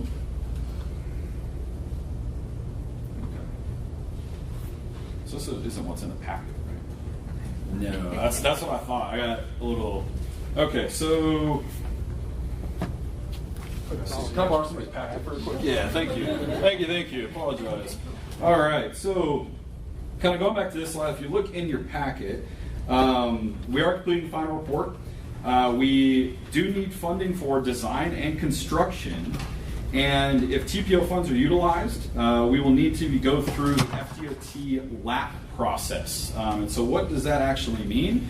So ignore some of what's on this slide. If you look in your packet, on the 27th of August, we presented this. The City Council authorized their staff to begin discussions with Brevard County to pursue administering design and construction phases via the LAP agreement with Brevard County. And so there's going to be some coordination that takes place there. Hopefully, if we secure that agreement, or if Indian Harbor Beach secures that agreement, Indian Harbor Beach is going to submit a project application to the TPO for consideration to be included in the project priorities of spring of 2020. What that'll mean is that once it gets put on the priority list, we'll wait for funding. And so we're hopefully looking somewhere design fiscal year 2022 and construction fiscal year 2024. That would be, Georgiana, correct me if I'm wrong, probably earliest? Correct. Potentially. So you're still looking quite a few years out for any kind of longer term, and this would be for the longer term vision for the corridor, so that kind of $4+ million price tag. So with that, this slide's correct. So any questions or questions? Questions? Anything? Yep. Well, what a nice project. I hope so. Oh, I mean, it is. I'm looking at it. Every neighborhood should have lots of these, and we shouldn't even be thinking about building them. We should already have them. Now, what we were talking about earlier on, lack of money, we get a nice project like this that would really, really help the community, and it's 10 years out because we just don't have the money. And, you know, to get back to that legislative funding, boy, are we in sorry shape. And, you know, that's my comment. Any other questions for Travis? All right, I see that Mark Ryan is here. Mark, did you have anything for the group? Real briefly, Mr. Chairman, thank you very much for allowing me to speak. I want to commend the TPO for participating in this project with our city, and would also like to commend Travis and his team for a phenomenal job. As my late father would say, who was a naval officer, bravo Zulu. Good job. Thank you. All right, any other questions or comments on that? Liz? Yes, so these kind of projects are great for our Vision Zero plan moving forward. And so when it comes to ranking the funding, does that help with the project? That's a very good point. And so one of the things, and we briefly talked about this at our transportation subcommittee, the previous meeting that we had. What Laura and Sarah have been doing, we are going to re-look at how we prioritize projects. I think we have to for Vision Zero. Of course, we're going to have widening projects that are important and are necessary. But as far as the investment of the TPO funding, do we want to make that a priority? And I think that we are going to relook at the scoring system, and this is something that we'll be discussing with the transportation subcommittee. Like you said, it is an investment in the community. It's safety. It's economic development. It's extremely important, and our complete street projects have been hugely successful. And we can see that with the new businesses. Folks just absolutely love them. So it will be a conversation that we'll be having with the transportation subcommittee and the committees before it's taken to the board, and re-look at how we're prioritizing our projects on the priority list. Peter, you had something? Yeah. On the cost of the long-term vision, $3.86 million. Is that today's dollars or tomorrow's dollars?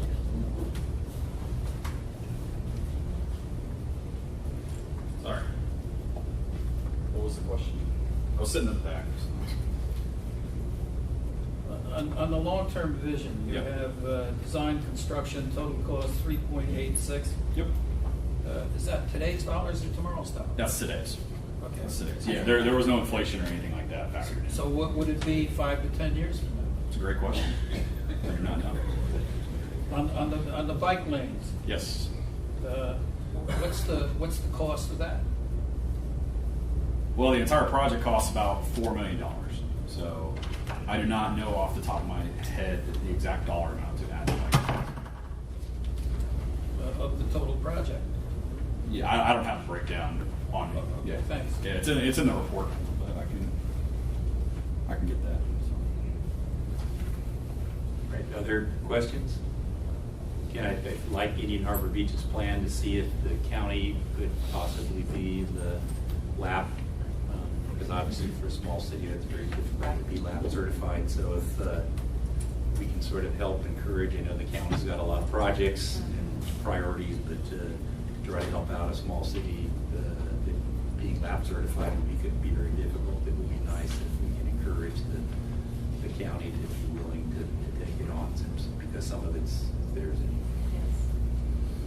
All right, that takes us from the 6 A, B, and C to 7 reports. So the first one is the Bicycle, Pedestrian, and Trails Advisory Committee. Good morning, I'm Sarah Crone, the Multimodal Program Specialist.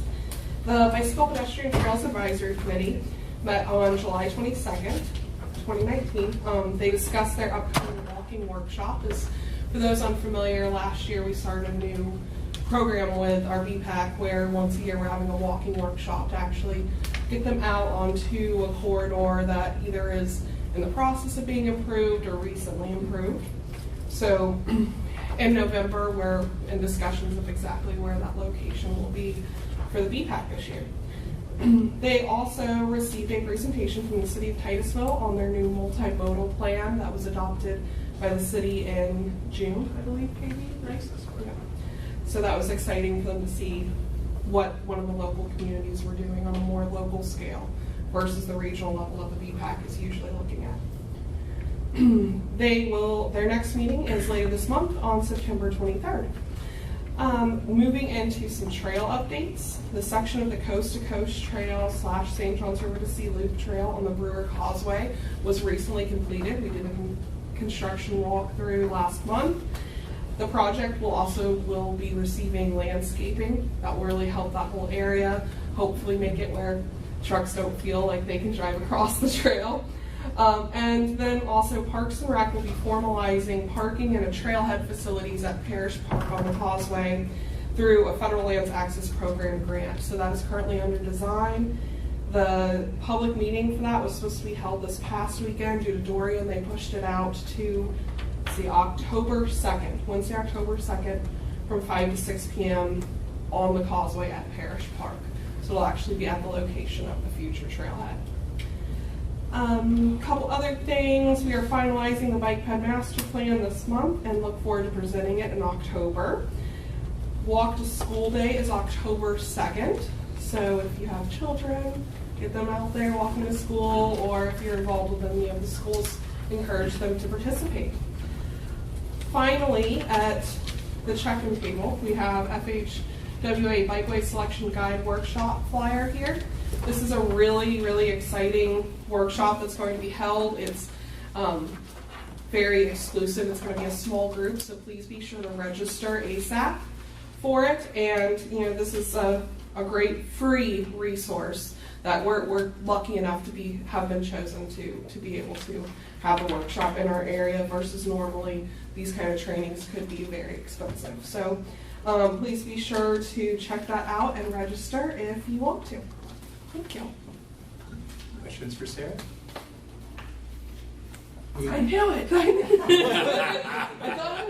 No, I'm using you to get to Georgiana on the Titusville multimodal plan where Kimley Horn did a citywide to fill in the sidewalks. Do we have, from the TPO getting into our Vision Zero, do we have a Brevard County multimodal plan in the back of our minds someplace where we'll be taking little pieces like this and tying it all together? Is that kind of a drift? Are we drifting in that direction? Well, ultimately, that's what our bicycle pedestrian master plan that we've been working on, the purpose, and we included every single one of the recommendations from the Titusville plan. But it's not this detailed countywide, because on the bicycle ped master plan, it was kind of broad brush. This is pretty detailed. It is very and that's, now you're understanding my question a little bit better. That when we get through with this Vision Zero, we're going to have something this detailed in our minds for the entire county. So we know where we need to go, where we have to go, and where the work is already done. I think in the beginning, we're going to have to select some specific corridors to focus on, but it's going to be a long-term plan. I do think, I understand what you're saying. We need to have very specific improvements, areas where there's high crashes for all modes. But I think in the beginning we're going to have to just select some very specific corridors. But I think we'll get there in the end, Pete. But we're not going to have that, in a year or so. I don't think. Right, and that's why I use this for a springboard. I know the end game takes years. I mean, that's just the way it is.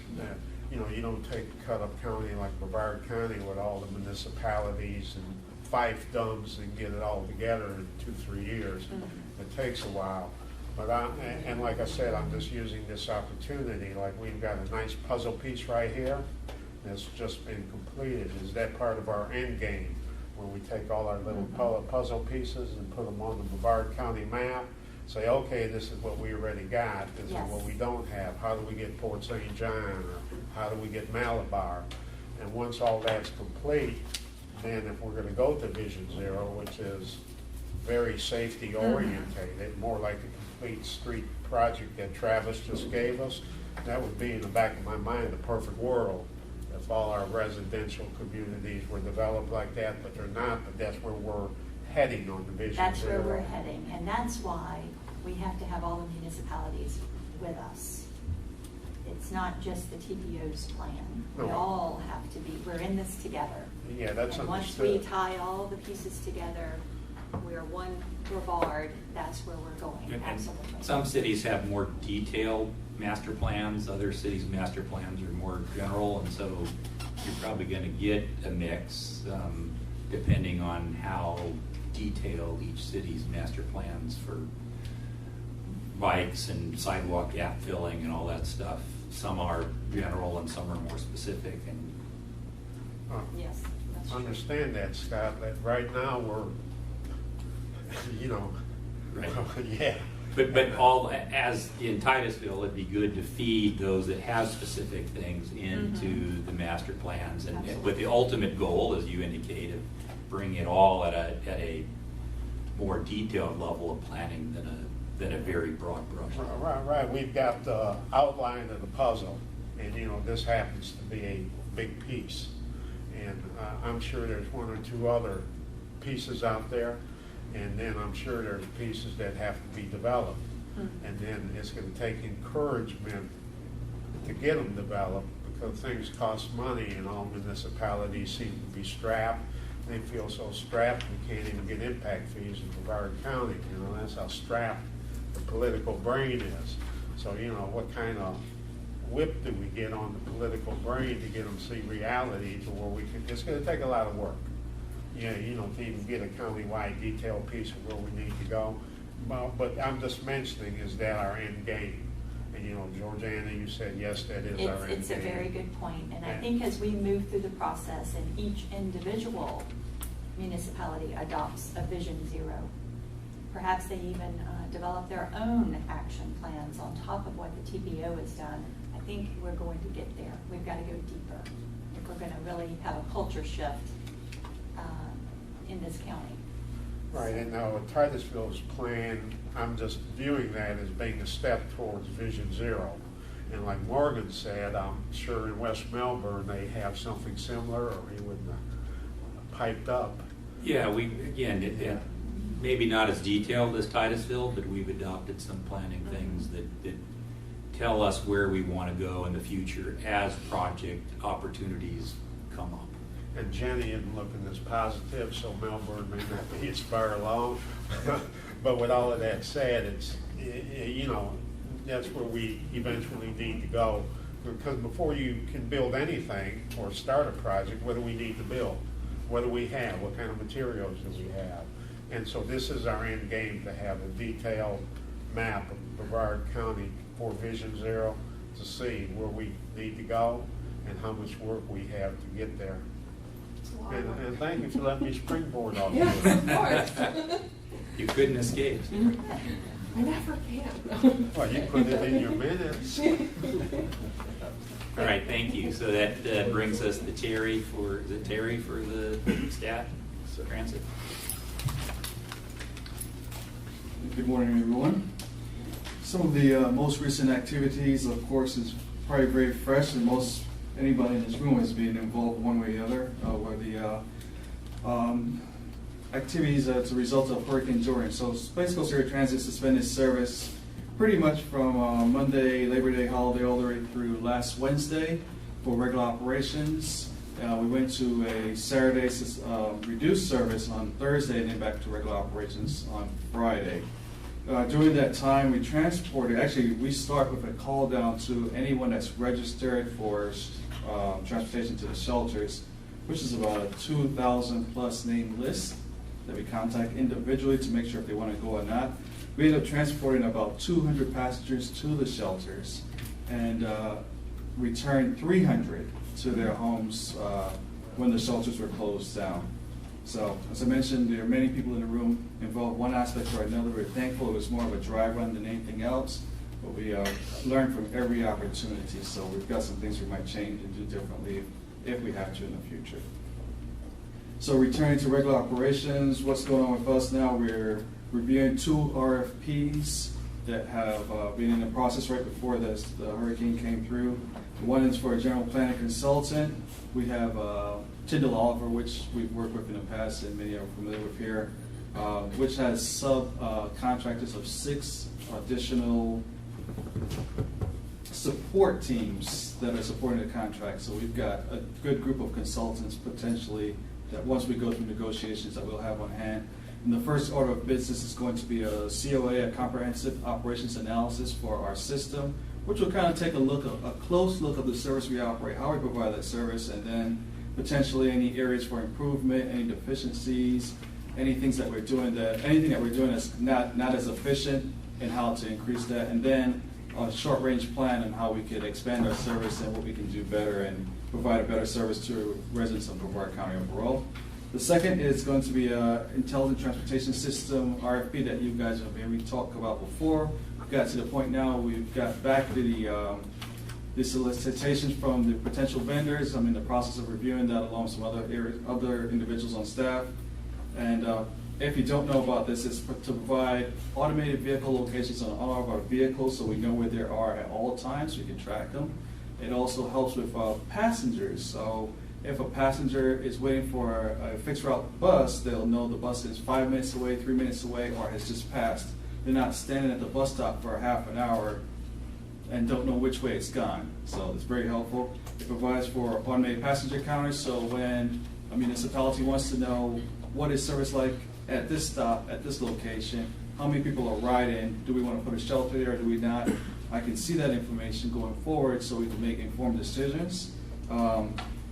Vehicle announcements inside the vehicle for those that are hearing impaired or vision impaired, so we can actually let them know the next stop for a major location versus the bus driver announcing that it's automated. It'll automatically play a prompt for next stop in a particular location that we've designated that's high priority and high use. And then some other things that mobile deal terminals that help operators stay in communication. So we have a lot of radio chatter right now. We're going to practically eliminate a lot of that. And then 2 or 3 other components that we're hoping to get included depending on the cost. So those are the 2 biggest things that we're working on right now, and we're hoping this project can be actually implemented hopefully by spring of 2020. Yep.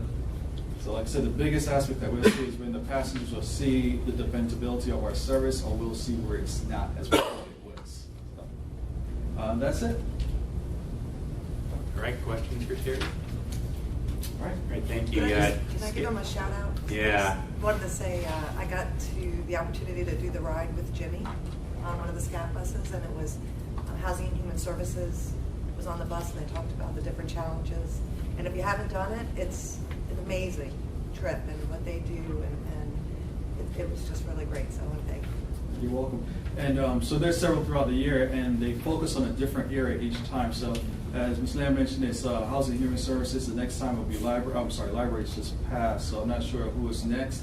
But each time it's a focus on a different agency, not just transit. Jim still comes up and does a little spiel, but then we have a director from another agency that is focused on. So as mentioned, if you haven't had an opportunity, register for one that's coming up that's interesting to you, and check it out. Right. And you guys did do a great job getting people to and from the shelters. That's quite an operation to go through that list and make sure people have power when they get home. And it's a big deal. So thank you. Thank you. All right, that takes us to 7C, multimodal. Good morning, everyone. I'll be real quick. Just want to give you a little update on what some of our big modal partners have been up to. The Port Canaveral Board met on August 28th. There's lots of good things going on out there. Cruise Terminal 3 is going up very quickly. It's very impressive on the speed that's going up, and I love seeing, if you haven't seen it yet on there, you can see the video online of the drone video walkthrough that they give you. It really gives a good illustration of all the work that's going on out there. does it some justice more than just a few pictures. And they're continuing to see strong growth in their cruise business, as we are all aware of. They've had 2 6 cruise ship days and 6 5 cruise ship days, and they're projecting increases in the frequency of that in the future. And we're going to see a lot more protocol ships as well. They actually, one of the commissioners made a plea to the community to give all of these guests something to do. More businesses. There's a lot of opportunity out there for all these protocol passengers. And they also announced that they received a build grant for one of their cargo piers, North Cargo Pier 3. That's one of their cargo piers that is in need of some rehabilitation, and so that's a $17 million build grant that they received. We haven't received it. We submitted. Oh, submitted. Sorry, I heard that wrong. So that's one thing we could all help and advocate for too, because that's needed. And those are just some of the big highlights that I had. Anything like that, Bob? Well, it was very impressive with the cruise passengers immediately after Dorian, and what you guys did to help out the whole system. That was very impressive. We were moving ships from one terminal to the other as they left. It was interesting. And I get to hear all the fun parts of that. My brother works out there. He works in the line handling and harbor master office, so you get to tell me all the fun scheduling stuff they got to do with that. And then the Orlando Melbourne International Airport met on the same day. Laura went to that meeting, and they have been announced or named Florida's Commercial Service Airport of the Year, which I understand is a very prestigious honor, and they've never received that before, and so that was exciting. And the week prior, they had a land use workshop that was open to the public. I attended that. It was very good to see the future plans that the airport has and some of the new things that they're considering, some potential changes that will feed well into our long-range plan considerations. And then Space Florida met on July 25th. The growth at the spaceport is just phenomenal. I was impressed with Blue Origin at first, and now they're expanding how many more acres?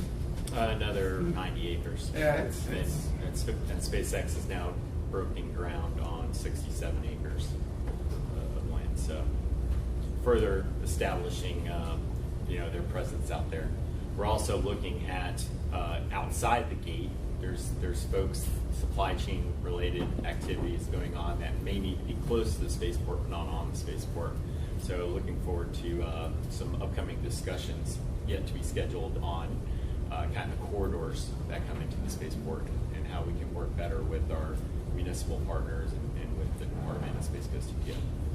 And then they also discussed the award of the infra grant for the spaceport infrastructure, which includes the NASA bridge replacements, and also talked about all the work that still has to be identified and to figure out how all of the different components of that get completed.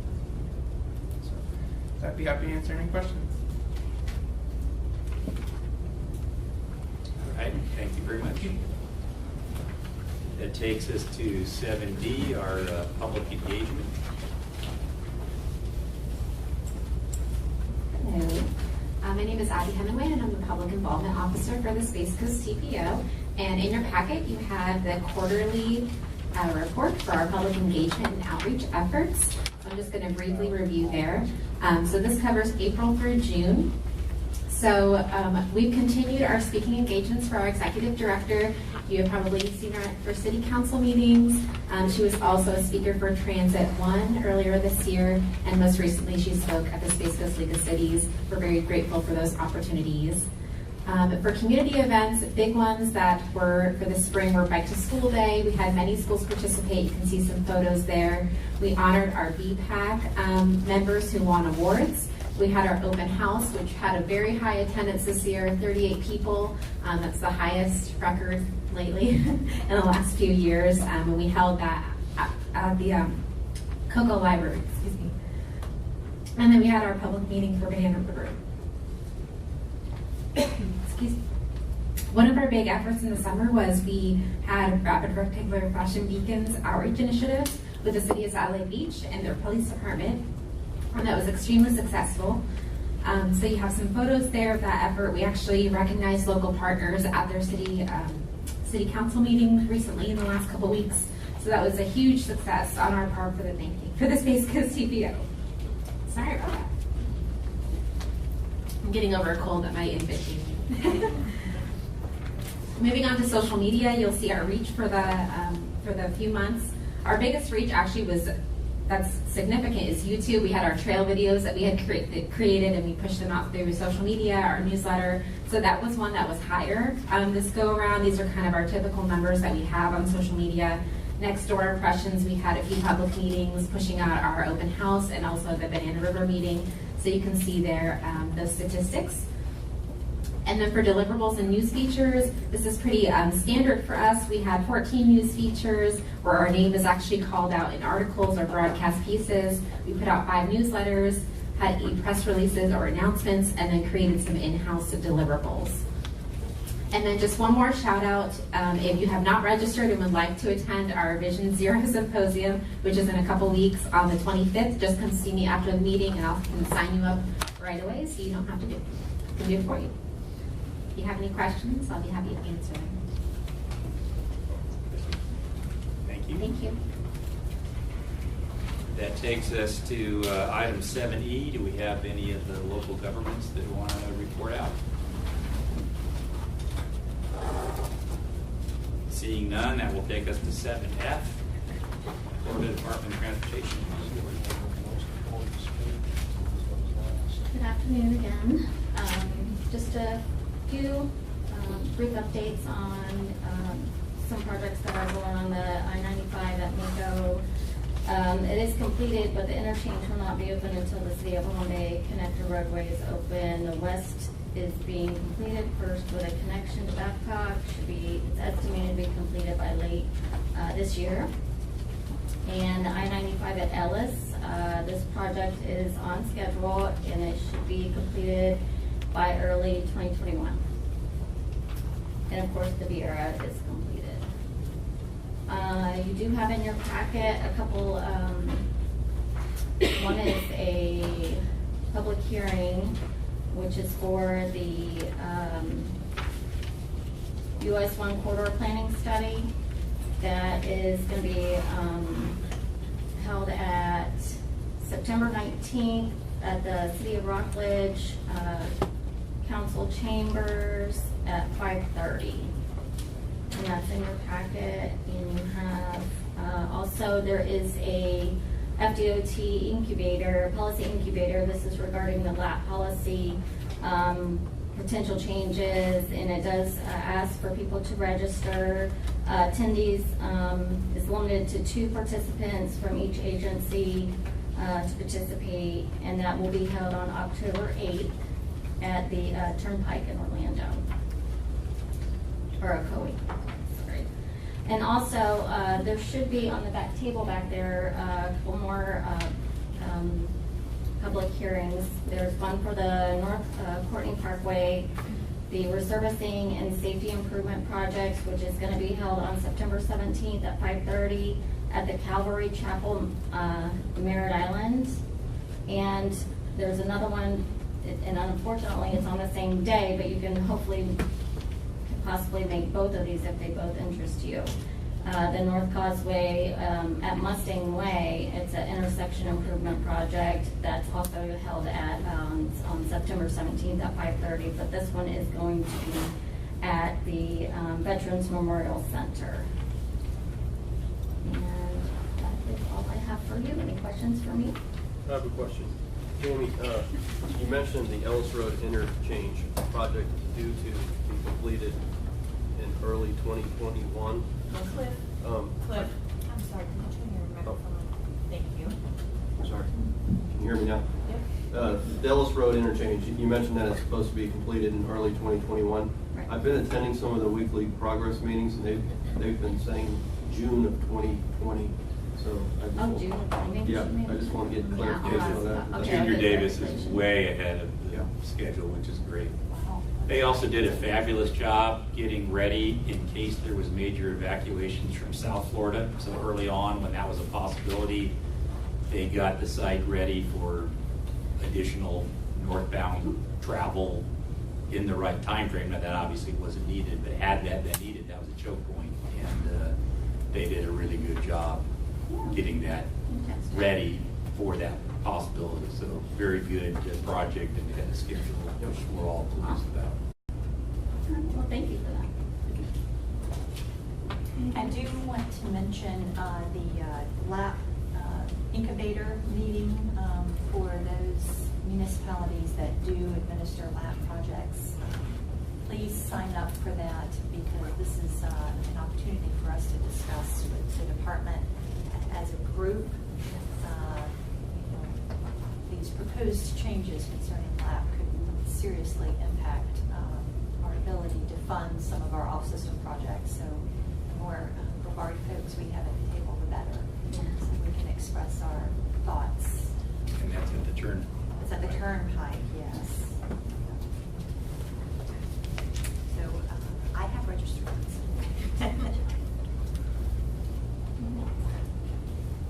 All right, thank you very much. All right, if we have no further comments from any members of the TAC or CAC, we will adjourn at